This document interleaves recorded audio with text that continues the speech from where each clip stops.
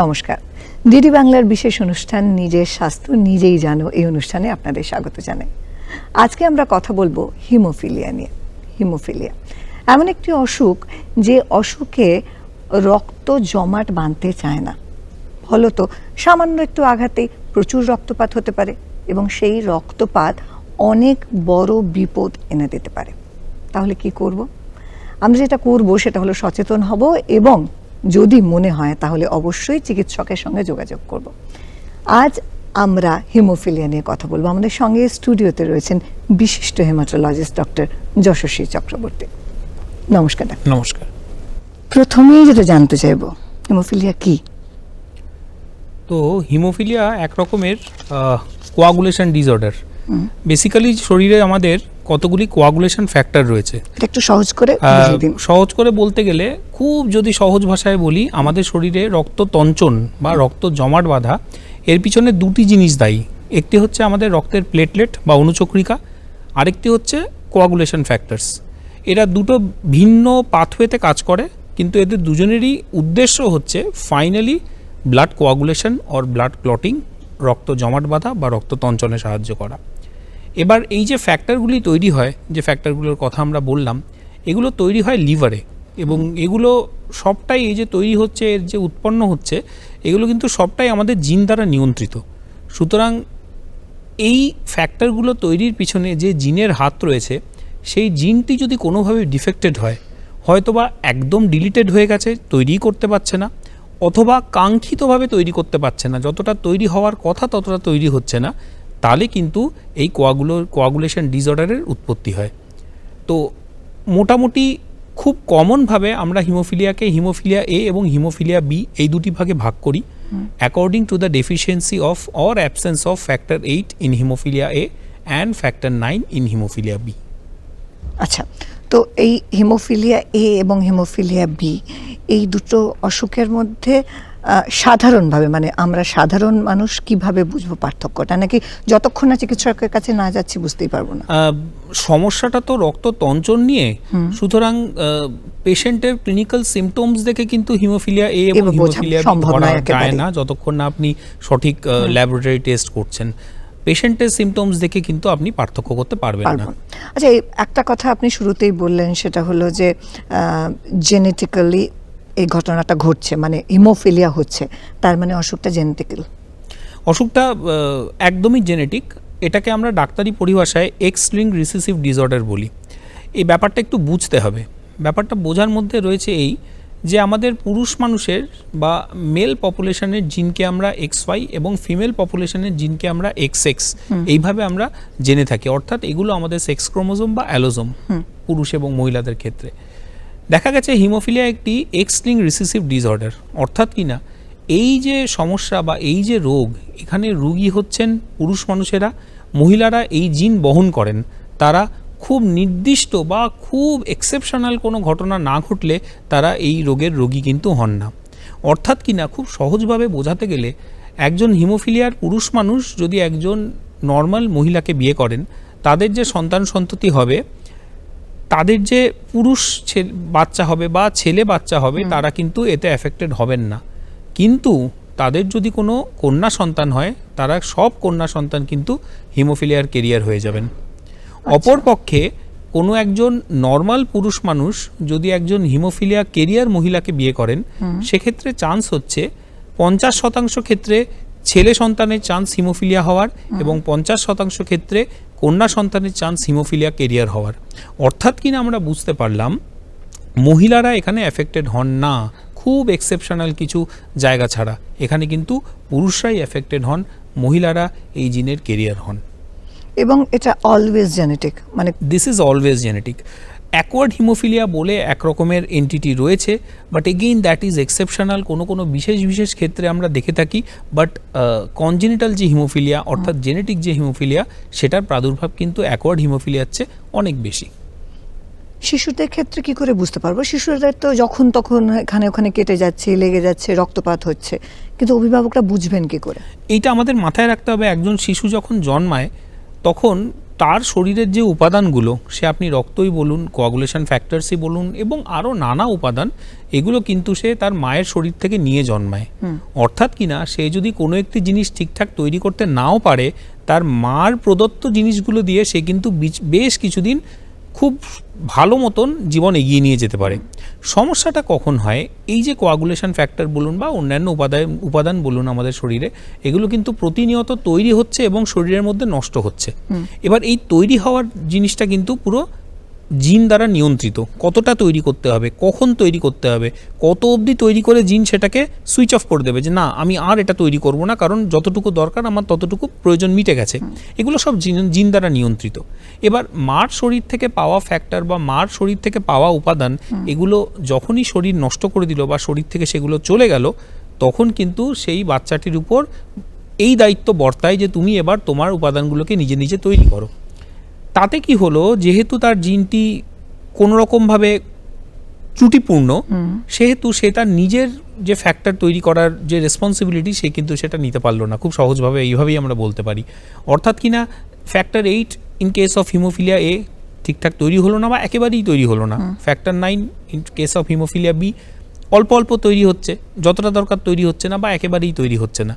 এইগুলো থেকে কিন্তু প্রবলেম তৈরি হয়। সুতরাং আমরা বলি প্রথম দিকে 3, 4, 5 মাস অবধি, 6 মাস অবধি বয়স অবধিও বাচ্চার হিমোফিলিয়া ধরা খুব মুশকিল।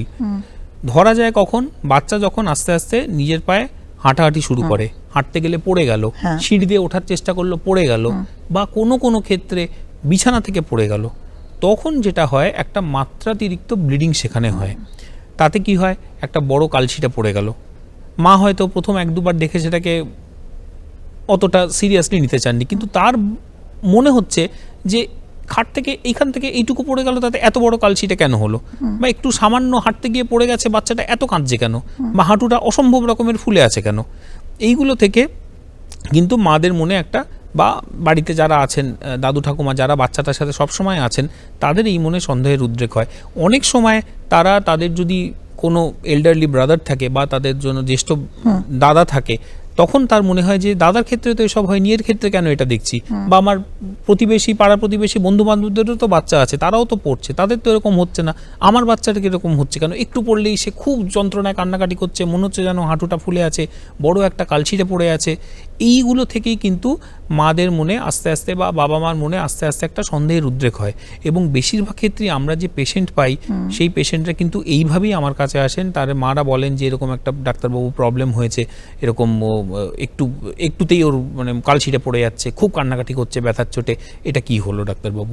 কোনো কোনো ক্ষেত্রে আমরা জানি যে বাচ্চাদেরকে রিচুয়াল অনুযায়ী সার্কামসিশন করানো হয়।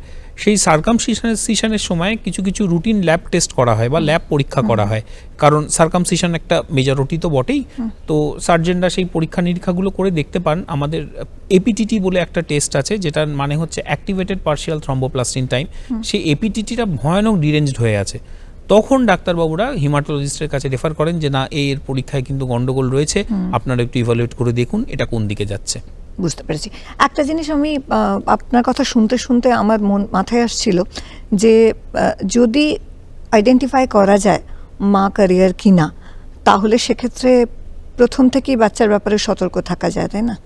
সেটা কি করে বা আইডেন্টিফাই করা যাবে, মানে ফ্যামিলি সেটা থাকলে? একদমই যায়, কারণ আমরা শুরুটাই করলাম এটা বলে যে একজন মা তখনই ক্যারিয়ার হবেন যখন তার বাবা হিমোফিলিয়ায় আক্রান্ত ছিলেন, অথবা একজন মা এইভাবেও কেরিয়ার হতে পারেন যখন তার মা কেরিয়ার ছিলেন। তো সেক্ষেত্রে কেরিয়ার টেস্টের তো ডেফিনেটলি দেয়ার আর রোলস, যেটা টেস্ট করে বোঝা যায় যে হ্যাঁ এই মহিলা হিমোফিলিয়ার বাহক কিনা। এবং পেটের মধ্যে সন্তান আসার পরেও সেই সন্তানের কিছু জেনেটিক পরীক্ষা করে আমরা জানতে পারি যে সন্তান হতে চলেছে সে হিমোফিলিয়ার জিন তার মধ্যে রয়েছে কিনা। কারণ আমরা বেশ কিছু হিমোফিলিয়া অ্যাসোসিয়েটেড জেনেটিক অ্যাবনর্মালিটি আমরা কিন্তু অলরেডি ডিটেক্ট করে ফেলেছি। অর্থাৎ কিনা কিছু কিছু জেনেটিক প্রবলেম, কিছু ডিলিশন, হ্যাঁ, এগুলো আমরা কিন্তু অলরেডি ডিটেক্ট করে ফেলেছি এবং আমরা দেখেছি there is a strong association between the specific genetic change and occurrence of hemophilia. তাহলে সেক্ষেত্রে যেহেতু আমরা জিনিসটা আইডেন্টিফাই করেছি, আমরা কিছু স্পেসিফিক জিন চেঞ্জেস বা জেনেটিক অ্যাবনর্মালিটি কিন্তু খোঁজার চেষ্টা করতে পারি যেগুলো রয়েছে কিনা, সেখান থেকে কিন্তু আমরা প্রেডিক্ট করতে পারি হ্যাঁ এই অ্যাবনর্মালিটি রয়েছে, অতএব কিন্তু এদিকে যেতে পারে। হিমোফিলিয়া কি সম্পূর্ণভাবে সারানো সম্ভব? হিমোফিলিয়া সম্পূর্ণভাবে সারানো সম্ভবের চেয়েও ইম্পর্টেন্ট যে কোয়েশ্চেনটা রয়েছে সেটা হচ্ছে যে হিমোফিলিয়াকে কি একটা সুস্থ স্বাভাবিক জীবনযাত্রা দেওয়া সম্ভব? হ্যাঁ সম্ভব।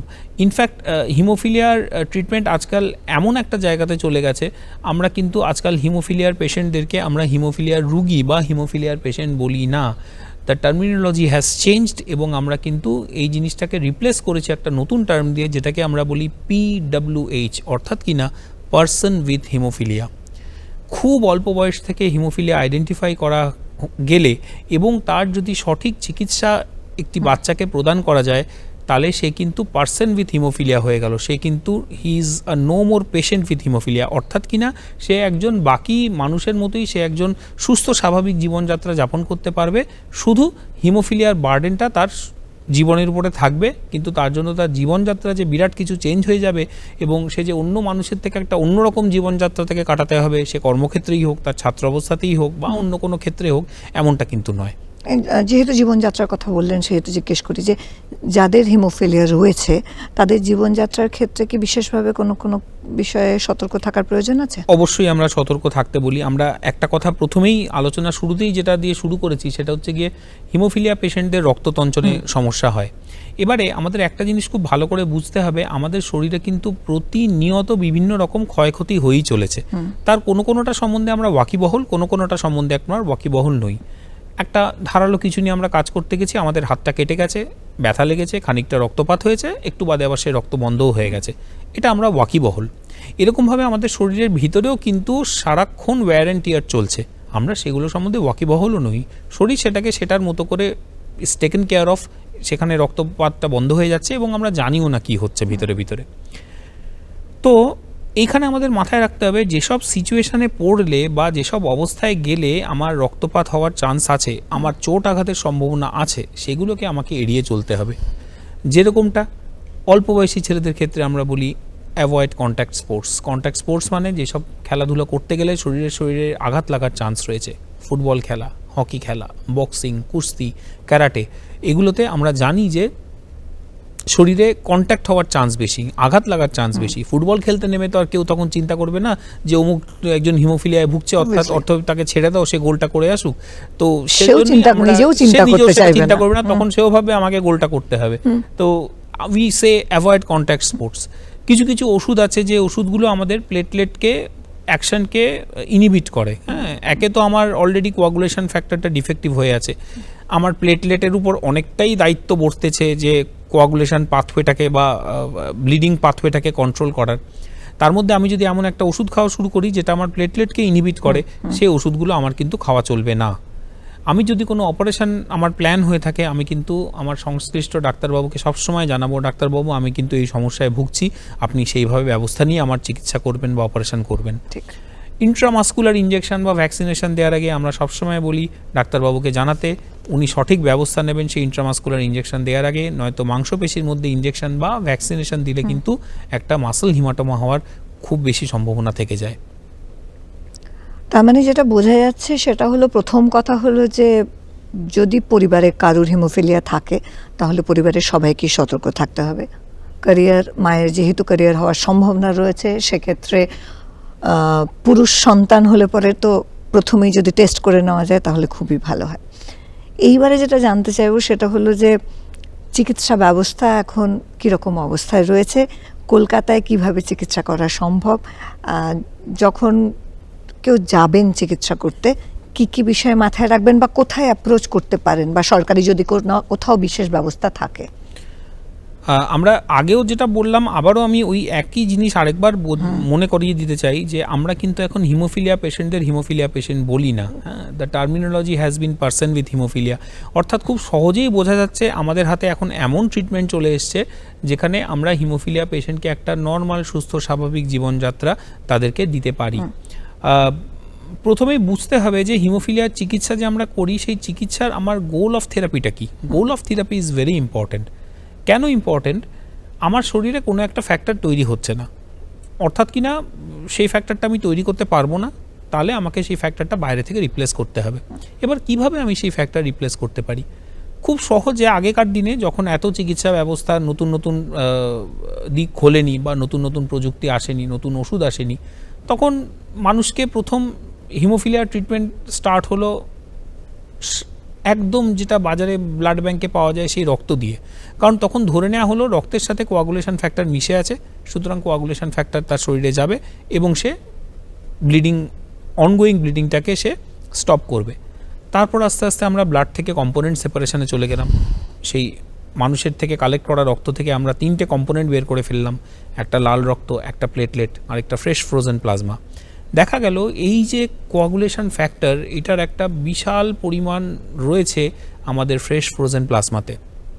অতএব যার কোয়াগুলেশন ফ্যাক্টর দরকার তাকে আমি লাল রক্ত দেবো কেন, তাকে আমি প্লেটলেট দেবো কেন, তাকে আমি এফএফপি দেবো বা ফ্রেশ ফ্রোজেন প্লাজমাই দেবো, কারণ তাতে প্রচুর পরিমাণ কোয়াগুলেশন ফ্যাক্টর রয়েছে। তারপরে কিছুদিন বাদে দেখা গেল ফ্রেশ ফ্রোজেন প্লাজমা দিয়ে, এটা তো একটা ফরেন ব্লাড, অতএব ফরেন একটা জিনিস যদি শরীরে ঢোকানো হয় সেখান থেকে বিভিন্ন রিয়াকশান হতে পারে। তাছাড়া ট্রান্সফিউশনের সঙ্গে যেসব ভাইরাস ট্রান্সমিশনের চান্স থাকে, হেপাটাইটিস, এইচআইভি, এগুলোর রেটও খুব বেড়ে যেতে শুরু করলো। তখন মানুষ আস্তে আস্তে ভাবনা চিন্তা করা শুরু করলো, এই যে কোয়াগুলেশন ফ্যাক্টর, এগুলো কি আমরা পুরো যদি এক প্যাকেট ফ্রেশ ফ্রোজেন প্লাজমা না দিয়ে আমরা কি এই কোয়াগুলেশন ফ্যাক্টরগুলো এই প্লাজমা থেকে আলাদা করে নিতে পারি? অর্থাৎ কিনা আমার যদি ফ্যাক্টর 8-এর ডেফিসিয়েন্সি থাকে, তাহলে আমি সব ফ্যাক্টর নেব কেন, শুধু ওইটুকুই নেব। তাহলে ওইটা কি সেপারেট করা যায় এক প্যাকেট প্লাজমা থেকে? আস্তে আস্তে দেখা গেল সেটাও করা যাচ্ছে। কিন্তু প্রবলেম রয়ে গেল যেটা, এই অবধি যা চলছিল ঠিক চলছিল, কিন্তু যেহেতু এগুলো সবটাই হিউম্যান ব্লাড থেকে সেপারেট করা প্রোডাক্ট, ব্লাড থেকে যে ভাইরাল ট্রান্সমিশনের চান্স সেটা কিন্তু কমানো গেল না। অর্থাৎ কিনা আমি ফ্রেশ ফ্রোজেন প্লাজমা থেকে যদি ফ্যাক্টর 8টা সেপারেটও করে দিই, সেই ফ্যাক্টর 8টাও যদি আমি একজন হিমোফিলিয়ার পেশেন্টকে দিই, তারও কিন্তু সেই ভাইরাল ট্রান্সমিশনের চান্স থেকে যাবে। তখন মানুষ আস্তে আস্তে চিন্তা করলো, আচ্ছা ঠিক আছে, আমরা যদি ফ্যাক্টর 8-এর বা 9-এর স্ট্রাকচারটা ঠিকঠাক জেনে নিতে পারি, আমরা কি এটা আর্টিফিশিয়ালি ইঞ্জিনিয়ার করতে পারি না? করে এমন জায়গায় চিকিৎসা চলে গেল যেখানে আর্টিফিশিয়ালি ইঞ্জিনিয়ার করে এই ফ্যাক্টর 8 তৈরি হয়ে গেল, ফ্যাক্টর 9 তৈরি হয়ে গেল। এগুলোকে আমরা রিকম্বিনেন্ট ফ্যাক্টর বলি। অর্থাৎ কিনা ভাইরাল ট্রান্সমিশনের চান্সটা আমরা পুরোপুরি বন্ধ করে দিতে পারলাম। এখনকার দিনে আমরা যে জায়গাটাতে দাঁড়িয়ে আছি, ইনফ্যাক্ট আমরা ফ্যাক্টর ইউজই করি না। কারণ দেখা গেছে ফ্যাক্টর দিলে শরীরের মধ্যে অনেক রকমের প্রবলেম তৈরি হয়। কি কি প্রবলেম তৈরি হয়? তার মধ্যে একটা বড় প্রবলেম হচ্ছে গিয়ে ইনহিবিটার তৈরি হওয়া। ইনহিবিটার অর্থ, ইনহিবিটার মানে আপনার শরীরে কোনো যদি উপাদান একটি না থাকে, আপনি ধরুন তৈরি করতে পারছেন না, আপনার শরীর জানেই না যে এরকম একটা স্ট্রাকচার পৃথিবীতে এক্সিস্ট করে, আমি সেটা যখনই বাইরে থেকে শরীরের মধ্যে ঢোকাবো, শরীর সেটাকে একটা ফরেন বডি হিসেবে আইডেন্টিফাই করতে শুরু করবে এবং শরীর সেটার এগেনস্টে একটা অ্যান্টিবডি তৈরি করে ফেলবে। যেমনটা আপনার শরীরে যদি একটা ভাইরাস বা ব্যাকটেরিয়া ঢোকে, আপনার শরীর সেটার এগেনস্টে যেরকম অ্যান্টিবডি তৈরি করে, ওই ফ্যাক্টরটির এগেনস্টেও সে অ্যান্টিবডি তৈরি করবে, রিজেক্ট করতে শুরু করবে। শরীর তখন বুঝতে পারে না যে না, ওটা আমার দরকার শরীরে, ও তখন ওটাকে রিজেক্ট করতে চায়, কারণ শরীর জানেই না যে এরকম কিছু জিনিস পৃথিবীতে এক্সিস্ট করে। এইবার একবার যদি শরীরে ইনহিবিটার তৈরি হয়ে যায়, তখন যেটা বড় একটা মুশকিলের ব্যাপার দাঁড়ায়, আমি বাইরে থেকে যতই ফ্যাক্টর সাপ্লিমেন্ট করে যাই না কেন, সেই অ্যান্টিবডিগুলো গিয়ে ওই ফ্যাক্টরটাকে খেয়ে নেবে। অর্থাৎ কিনা আমি ফ্যাক্টরের পর ফ্যাক্টর দিয়ে যাচ্ছি, অথচ আমার লাভের লাভ কিছুই হচ্ছে না। এই জিনিসটাকে পুরোপুরি বাইপাস করে ফেলার জন্য অনেক রকমের বাইপাসিং এজেন্ট কিন্তু আজকালকার দিনে মার্কেটে পাওয়া যায়, এবং সেই বাইপাসিং এজেন্টগুলো দিয়ে পেশেন্টকে কিন্তু নিয়মিতভাবে যদি আমরা সেই বাইপাসিং এজেন্ট সাপ্লিমেন্ট করে যাই, তাহলে কিন্তু তারা হয়তোবা ফ্যাক্টর 8-এর মতো দেখতে নয়, কিন্তু ফ্যাক্টর 8 শরীরে যে কাজটি করে তারা কিন্তু সেই কাজটি করতে সক্ষম হয়। আমার তো ফ্যাক্টর 8 দরকার নেই, যদি আমার সাথে কেউ একজন থাকে যে ফ্যাক্টর 8-এর কাজটা করে দিচ্ছে, তাহলেই হলো। আমার পারপাসটা সার্ভ হওয়া নিয়ে দরকার। সুতরাং তারা সেই পারপাসটা সার্ভ করে, এবং তারা যেহেতু ফ্যাক্টর 8-এর মতো দেখতে নয়, সেহেতু শরীর কিন্তু তাদের এগেনস্টে অ্যান্টিবডিও তৈরি করতে পারে না। সুতরাং আমি একটা লং টার্ম একজন পেশেন্টকে সেই ট্রিটমেন্টের আওতায় ফেলে দিলাম, যে ট্রিটমেন্টে পেশেন্টটি সুস্থও থাকলো এবং তার শরীরে অ্যান্টিবডিও তৈরি হলো না, এবং সেই ট্রিটমেন্টটি আমি দীর্ঘস্থায়ীভাবে চালিয়ে যেতে পারলাম, এবং পেশেন্টটি এই চিকিৎসায় কিন্তু সুস্থ রইল। ট্রিটমেন্ট আগে যেভাবে দেয়া হতো সেটাকে আমরা বলতাম এপিজোডিক থেরাপি। এপিজোডিক থেরাপি মানে একটি হিমোফিলিয়ার পেশেন্ট, সে পড়ে গেল, তার অথবা অনেক ক্ষেত্রে যেটা সিভিয়ার হিমোফিলিয়ার ক্ষেত্রে হয়, পড়ে যাওয়া বা চোটও দরকার লাগে না, তাদের স্পন্টেনিয়াস ব্লিড করে, বসে আছে শুয়ে আছে তাতেও হাঁটুর মধ্যে ব্লিড করে গেল, কনুইয়ের মধ্যে ব্লিড করে গেল, কাঁধে ব্লিড করে গেল, এইসব নিয়ে তারা হাসপাতালে এলেন এবং তাদেরকে তখন একটা ফ্যাক্টর দিয়ে দেওয়া হলো 3-4 দিনের জন্য বা 5 দিনের জন্য, এবং তারা ব্যথা কমে গেল, কারণ ব্লিডিংটা বন্ধ হয়ে গেল ফ্যাক্টর পেয়ে, তারা আবার বাড়ি চলে গেলেন। কিন্তু এই সমস্যাটা কোনো পার্মানেন্ট সলিউশন নয়, এগুলো টেম্পোরারি। কারণ আমি যে ফ্যাক্টরটা দিচ্ছি স্বাভাবিকভাবেই সেই ফ্যাক্টরটা কয়েকদিন পরে বা কয়েক ঘন্টা পরে শরীর থেকে ওয়াশ আউট হয়ে যাচ্ছে বা ডিজেনারেটেড হয়ে যাচ্ছে, কারণ ফ্যাক্টরের তো একটা হাফ লাইফ রয়েছে। তো যে চিকিৎসা পদ্ধতিটা আমরা এতক্ষণ ধরে বুঝলাম বেশ লম্বা পদ্ধতি, সেটা এখন মোটামুটি একটা পার্মানেন্ট পদ্ধতির জায়গাতে চলে এসেছে। তো এই এপিসোডিক থেরাপিকে আজকাল আমরা কোনো রকম ভাবেই অ্যাডভোকেট করি না বা এনকারেজ একদমই করি না। আমি একটা প্রশ্ন করতে চাই, ওয়ান লাস্ট কোয়েশ্চেন, সেটা হলো যে এই চিকিৎসাটা যেহেতু বেশ কমপ্লিকেটেড, খুবই কি খরচ সাপেক্ষ? আমাদের পশ্চিমবঙ্গে হিমোফিলিয়া কেয়ার অত্যন্ত ভালো। সরকারি হাসপাতালের ক্ষেত্রে 2টি হাসপাতালে হিমাটোলজি ডিপার্টমেন্ট রয়েছে, ডেডিকেটেড হিমাটোলজি ডিপার্টমেন্ট, একটা NRS medical college and hospital আর একটা মেডিকেল কলেজ হসপিটাল কলকাতা। এই 2টি জায়গাতে অত্যন্ত ভালো হিমাটোলজি ডিপার্টমেন্ট রয়েছে এবং এদের কিন্তু রাউন্ড দ্য ইয়ার কিন্তু ফ্যাক্টরের এদের সাপ্লাই থাকে। এবং যে কথাটা আমি বলতে আটকে গেলাম সেটা হচ্ছে এখনকার দিনের treatment of choice is prophylaxis. Prophylaxis means নির্দিষ্ট টাইম অন্তর পেশেন্টের ব্লিড হোক বা না হোক তাকে আমি ফ্যাক্টর সাপ্লিমেন্ট করি, বা যে নন ফ্যাক্টর থেরাপিগুলো বললাম সেগুলো আমি একটা নির্দিষ্ট টাইম অন্তর সাপ্লিমেন্ট এমনভাবে করে গেলাম যে সে পেশেন্ট ব্লিডই করলো না, তাকে আমি ব্লিডের অবস্থায় যেতেই দিলাম না। তো সেই প্রোফাইল্যাক্সিস থেরাপি কিন্তু আজকে therapy of choice in haemophilia. এছাড়াও সরকারি ক্ষেত্রে যেগুলো মেডিকেল কলেজ নয়, যেরকম ইএসআই হসপিটালেও কিন্তু খুব ভালো হিমোফিলিয়ার চিকিৎসা হচ্ছে, ট্রিটমেন্ট হচ্ছে। যারা ইএসআইয়ের বেনিফিশিয়ারি তারা কিন্তু সেখান থেকে খুব ভালো চিকিৎসা পাচ্ছেন এবং অবশ্যই সেই চিকিৎসা বিনামূল্যে হয়। সাকসেস রেট কীরকম? আজকের দিনে হিমোফিলিয়ার এত সুন্দর ম্যানেজমেন্ট চলে এসছে, success rate is 100%. Success rate is 100% provided you identify the problem in a very early age and you start the prophylactic therapy in a very early age. এতে তো সাকসেস না পাওয়ার কোনো কারণ নেই, আপনার যেটা নেই সেটা আমি আপনাকে দিয়ে দিচ্ছি, ফুল সাকসেস। এবং এত রেস্ট্রিকশনও আজকাল আমরা পেশেন্টদের করি না। আগেকার দিনে ছিল অমুকটা করবে না, তমুকটা করবে না, এখানে যাবে না, সেখানে যাবে না, ভিড় ট্রামে উঠবে না, ভিড় বাসে উঠবে না, এখন সেই ব্যাপারগুলোও কিন্তু আর নেই। অনেকটাই তাদের জীবনযাত্রা কিন্তু এই নিয়মকানুন কিন্তু এখন অনেক শিথিল হয়ে গেছে। আজকে কিন্তু আপনার সাথে কথা বলার পরে অনেকটা আশা আমি তো পেলামই, অনেকেই পাবেন। যদি কিছু বলতে চান দর্শকদের উদ্দেশ্যে। কোয়াগুলেশন ডিসঅর্ডার সত্যিকারেরই একটি প্রবলেমেটিক জিনিস এবং আমরা আলোচনা থেকে এটা বুঝতে পারলাম এটা একটা পারিবারিক সমস্যার মতোই কিন্তু জড়িয়ে থাকে আর কি। হ্যাঁ, তো পরিবারে এরকম যদি কেউ থাকেন বা আইডেন্টিফাই করে থাকেন বা এই সমস্যাগুলো কোনো একটা বাচ্চার হয়, তাহলে কিন্তু অতি অবশ্যই কোনো রক্ত রোগ বিশেষজ্ঞ বা হিমাটোলজিস্টের কাছে যান। সরকারি হাসপাতালের কথাও বলেছি, সেখানে এনআরএস মেডিকেল কলেজ এবং medical college dedicated haematology department রয়েছে, সেখানে যান এবং এর চিকিৎসা কিন্তু যথাসম্ভব তাড়াতাড়ি শুরু করুন। তাহলে কিন্তু আমরা একটি বাচ্চা পরবর্তীকালে সে বড় হবে, তাকে একটা আমরা সুস্থ জীবনযাত্রা কিন্তু দিতে পারি।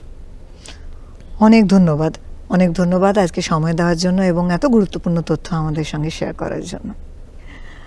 আজকের আলোচনার পরে যেটা মনে হলো যে হিমোফিলিয়া শব্দটার সঙ্গে যে ভয় জড়িয়ে ছিল এতদিন, ততটা ভয় পাওয়ার কোনো কারণ নেই। কিন্তু যেটা প্রয়োজনীয় সেটা হলো আইডেন্টিফাই করতে হবে।